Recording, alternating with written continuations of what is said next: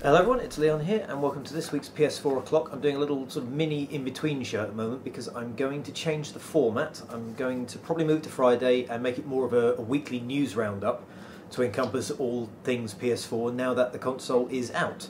Now it has launched obviously in the US and the UK and it has done incredibly well, prompting Shuhei Yoshida to tweet a few hours after it had launched in the US to say that it sold 1 million units within 24 hours. In the UK it's done just as well. ChartTrack confirmed that PS4 is now the fastest selling console in the UK, where it managed to shift 250,000 units in 48 hours.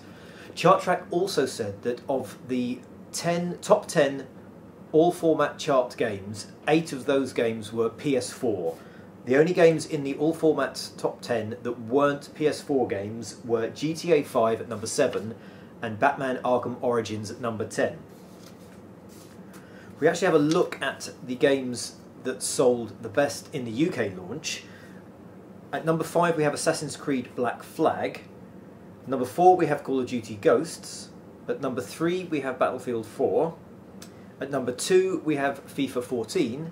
And at number 1 we have Killzone Shadowfall. Now ChartTrack said that was largely due to the large uptake of Killzone and PS4 bundles that pushed that to the top slot. And if you're wondering, that came in at number 13. So yes, as of now, PS4 has sold 2.1 million copies. That's the figure that Sony has released so far. I've just seen as well that the Phase 3 stock is now heading out into the UK stores. That's still mostly for pre-orders, but a few shops are saying that there are some PS4s available to buy, so potentially you could pick one up if you haven't pre-ordered. Now the huge sales, that 2.1 million figure, prompted Sony Computer Entertainment President Andrew House to deliver a personal thank you to the fans, saying that we couldn't have done it without you. He said in a statement that PS4's North American debut was PlayStation's largest ever, with more than 1 million gamers picking up a PS4 in 24 hours. Worldwide, he said that the global launch expanded to a total of 32 countries worldwide, including Europe and Latin America. And that's what pushed it to the 2.1 million PS4s sold to date. He also said in his statement that the best part was that the PS4 journey had just begun, and that Sony would continue to introduce valuable new features and services to PS4 in the months and years ahead. Which brings me on to one thing I want to mention quickly, even though I'm only doing a short show, and that is The Witness. Now this is an open world PS4 game created by Jonathan Blow, who's the man behind Braid.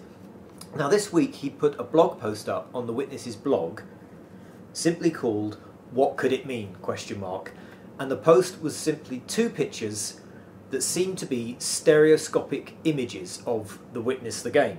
Now that's a left and a right image of a 3D picture.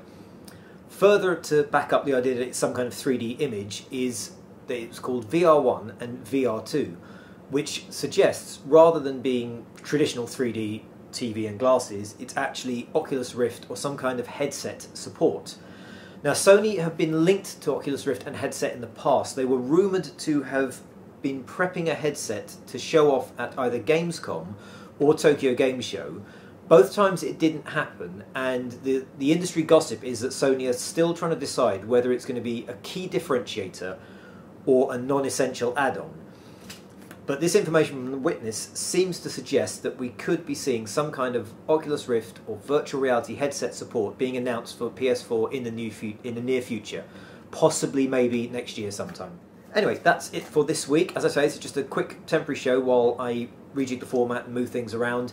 If you do have any suggestions or anything you would like to see in the show or anything you would like to see done, let me know, leave a comment, and I shall see you guys next week.